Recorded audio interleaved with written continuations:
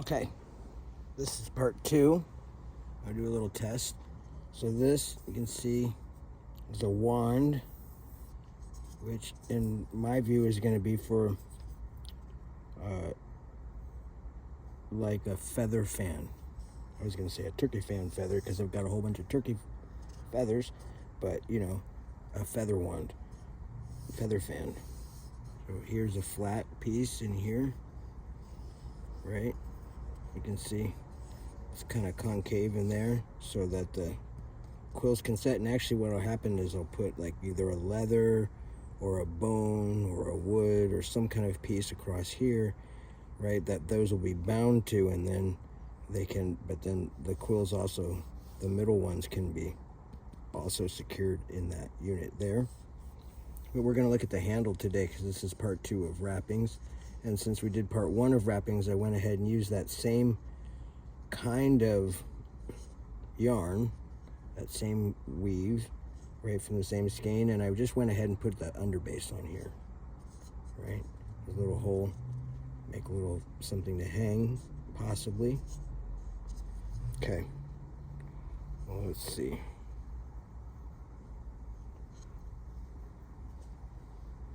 I just want to have a little bit of this copper brownish sticking out on the bottom, but not too much. Same technique over the top. You have to be even more careful on this one with those opening lines because people will really see it. It's okay to cinch them down. Just pay attention to keep that whole unit nice and straight.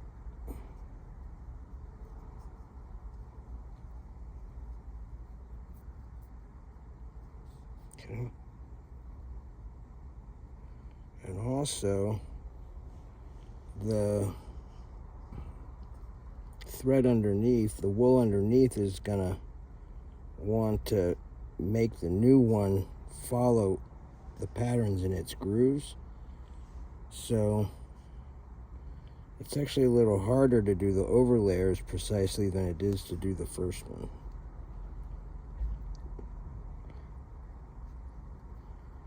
Just put some of these down.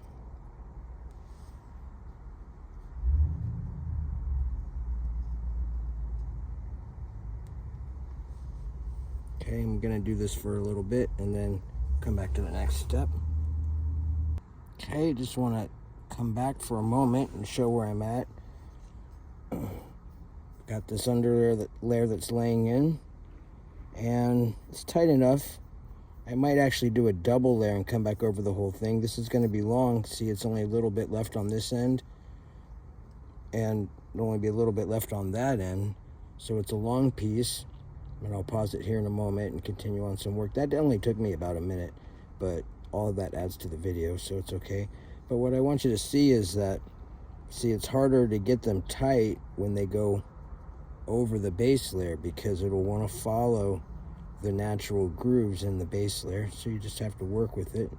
And for that reason, also white shows more, right? So that another layer, a darker layer, might not do that. But I happen to know that one of the things I want to do with this handle is to build out some bulk to make it easier to grasp and a little more ergonomic and better balanced and feel well, right? Of course, I handled everything very carefully ahead of time to find the natural balance points, and also felt into the energetics, like how is this going to be used, this particular feather fan, and you know, where will the natural energetics be of that.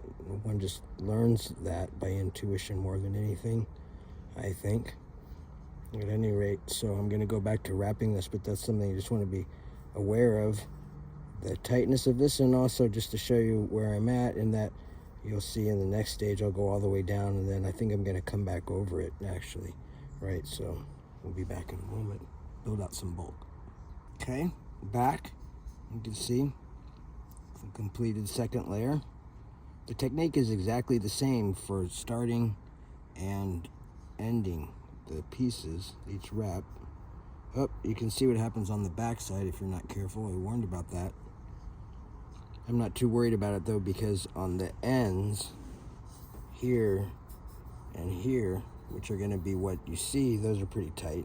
And I knew that when I was wrapping it, but I'll be more careful on this next one, right? I decided only to do one layer because I know I'm going to do a whole other layer after it. It's getting a nice heft to it. It's okay. Another technique you can use if you want is you can use a thicker yarn anywhere in these middle sections in here where you really feel like the grip is going to be, right? The actual weighted point of this is going to be right above this hole, right? So in these sections, actually, like underneath this whole white layer or above it, you could put a thicker layer of yarn and then come in over that. But sometimes it has its consequences. It doesn't always look the same. You have to just learn your yarns. At any rate, I think this is going to be okay, so I'm going to start the next layer right in here.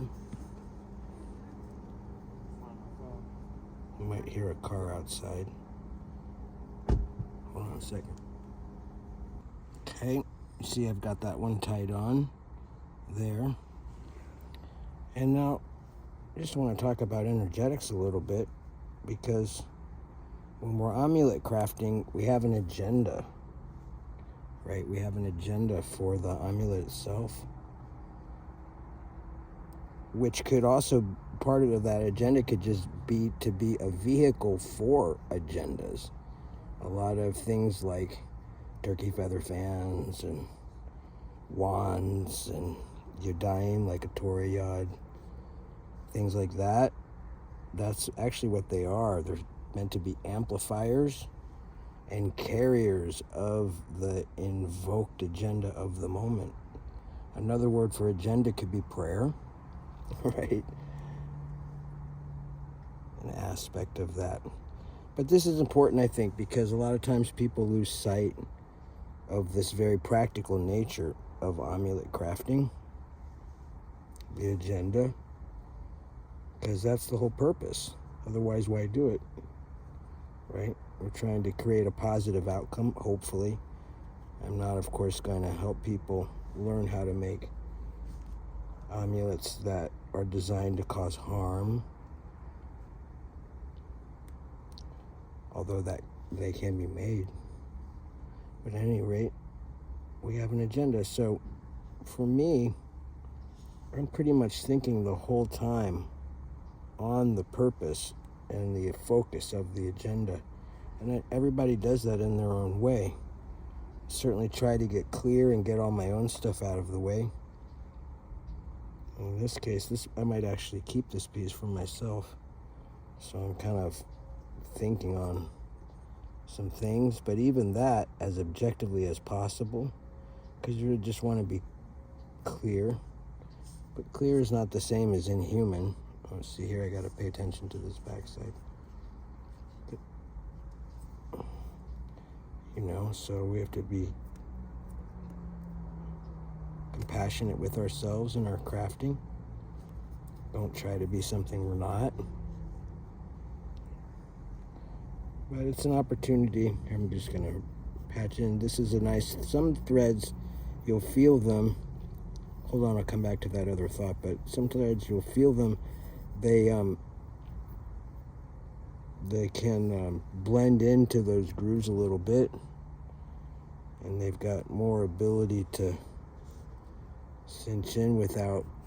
And other ones, if you do that, it'll leave real clear lines. It'll be obvious.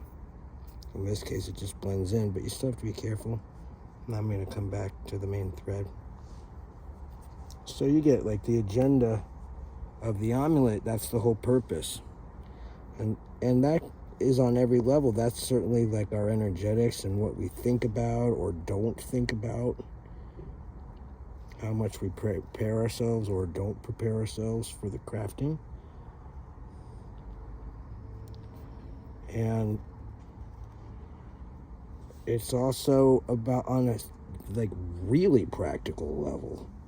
Like if you need to, I don't mean you personally, but in the general euphemistic you, if you need to make something and you have an agenda for that as a crafting, and the only material you have are some sticks and a Sharpie, then that's what you use to make your amulet.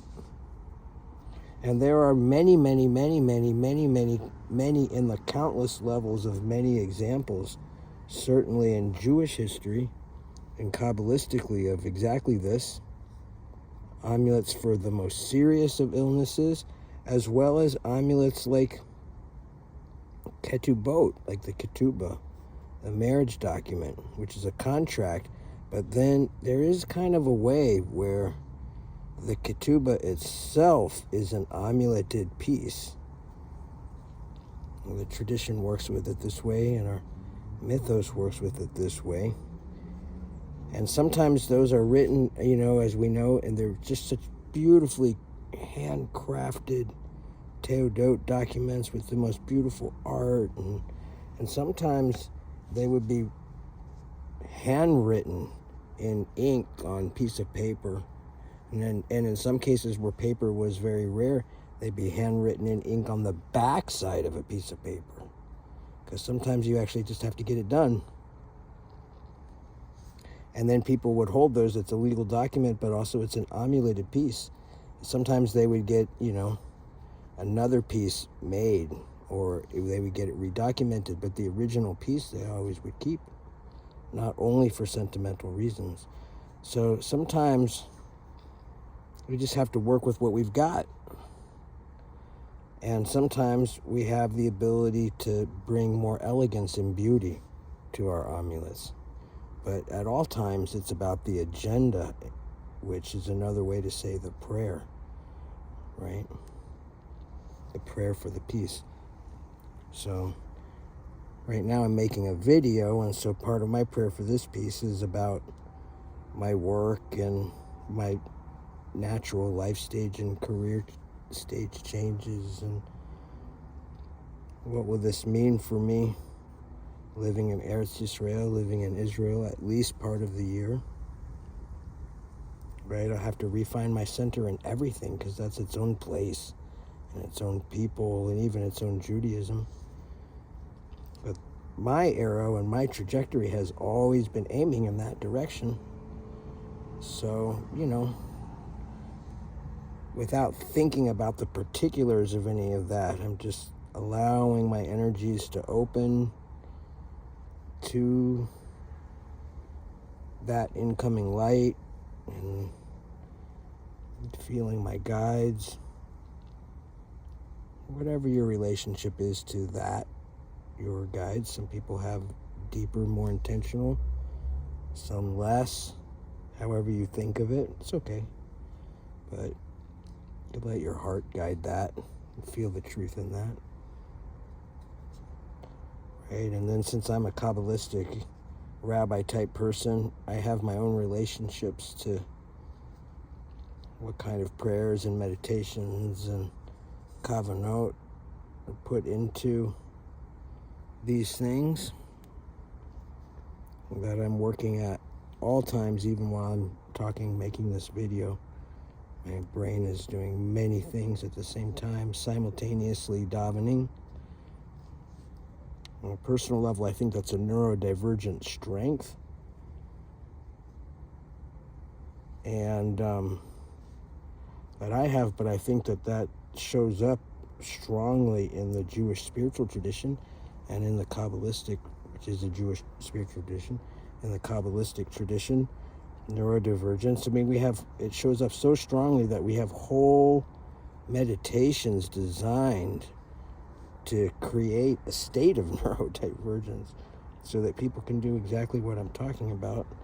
And I think that this is one of the reasons why neurodivergent peoples, and probably spectrum peoples, get called to Jewish spiritual leadership and callings and things of that nature, the mystic side of the tradition,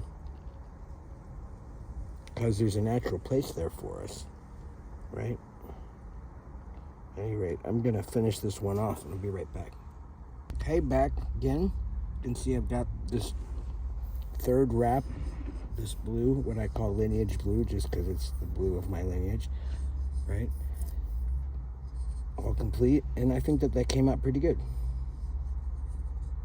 right? That's the back side, so I did better down here, right?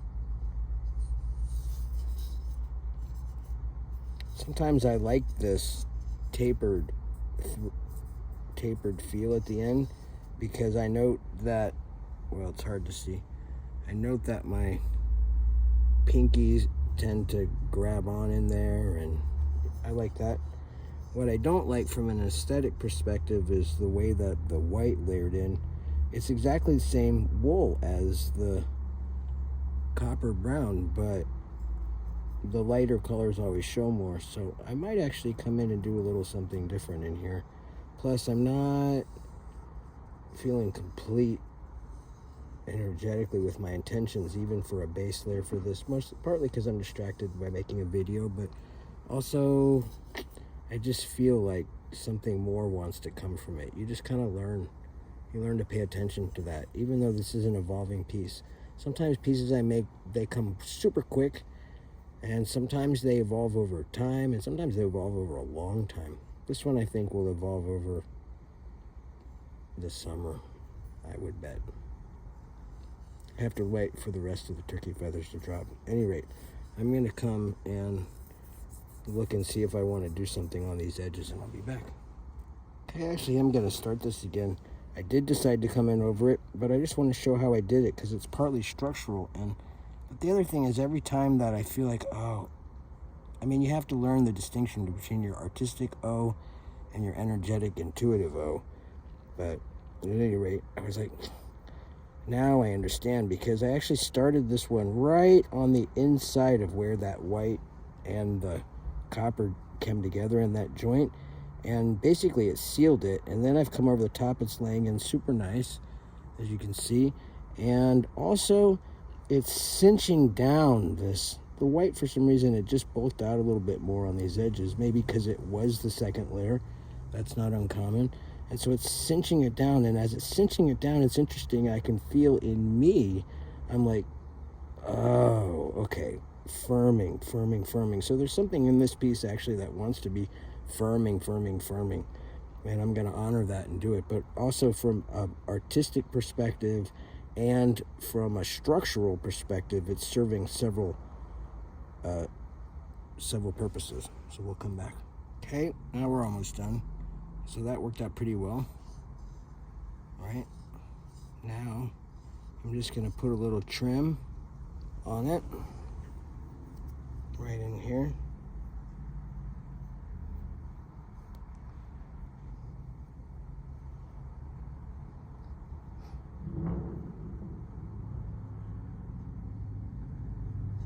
See, I might start in here.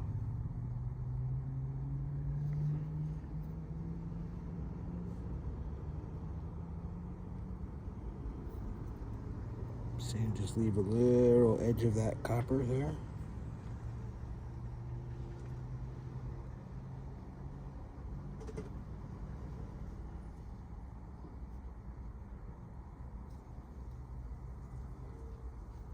Sometimes, because I know this thread, see, it's got a real thin weave for some reason, I'll come in over it again across the top, but you got to pull in really hard tension to do that. See, it's the only white that I have right now.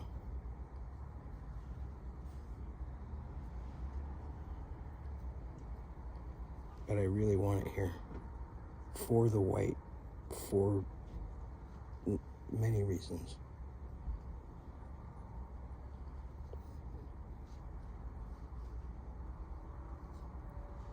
So I'm going to be okay with it, per my instructions to be practical with our amulet crafting.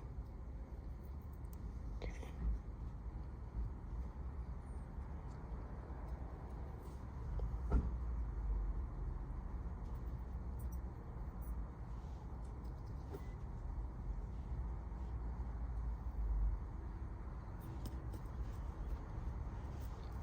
It's okay.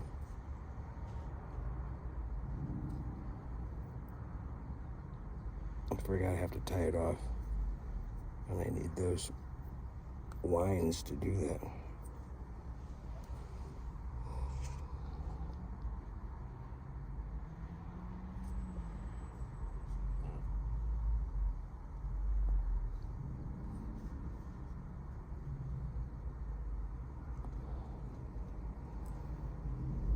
So this is how we do it. This is how we do it, yeah. No. Okay. Remember, every wine, I'm setting the prayer and the kavana and the agenda for the amulet. Right? And I really want to just open myself to feeling and every wine.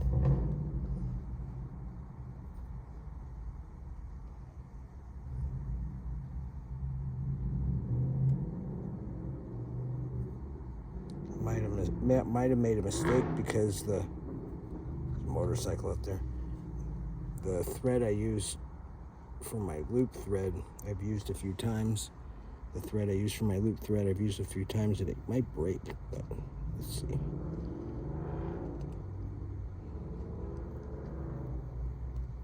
No, it's good.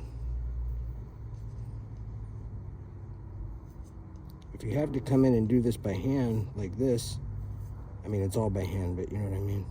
Be careful, because that could be where we make a fatal mistake. Right?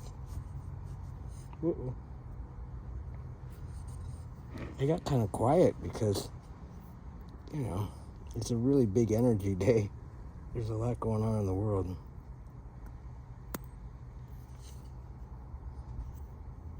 I just want to hold space for all that, but without letting it in.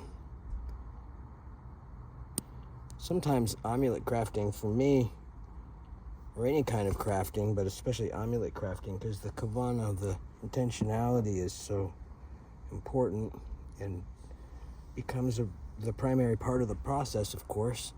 And then it serves as a way to feel all that stuff, but from that space of objectivity, from that space of clarity. I really feel like something needs to go up in here. Maybe a little bit more white. Hold on. Okay. I think that's better. It feels better. It feels more balanced on every level. Could do more with it, but it's going to get handled a lot. So, you know, probably do more up in here, which is where as it approaches, where the feathers will get bound. They'll get bound to here, right? Again, with a piece that'll go across here. The feather's already pre-bound to it, and they'll come up here, and then the middle quills will also get cinched down along the quills in here, and then it'll fan out like that. It's going to be a big fan, actually, but we have huge turkeys locally, right? Also, remember to pay attention, if you're going to make a feather fan, to the laws of your local and regional and federal and international jurisdictions, right? Because, and those laws change as far as what feathers one is allowed to possess and what feathers one is not allowed to possess. And I have some limited permissions from different indigenous peoples, federally recognized tribes in this country, for my own personal use, but I can't make things to sell, right? Or for my clientele, things of that nature. So just everybody be aware that that's a thing. So amulet crafting, there's more that we can do, but maybe the next step will be actually putting on the feathers. We'll just complete this one. I think there's something that wants to come through with threads, but again, actually just meditating on a lot of stuff today, and that's part of the crafting of this piece. I'm very tactile, so I handle things. I like to feel them. I like to feel I don't know, I can't tell, but I'm like gripping this a little bit and feeling it, but of course without doing it too hard or too impactful. And especially if the piece is going to be for somebody else, then we want to just really be careful to try to be clear, but not inhuman. And that's today's lesson. Take care, be safe, and we'll see you on the next round.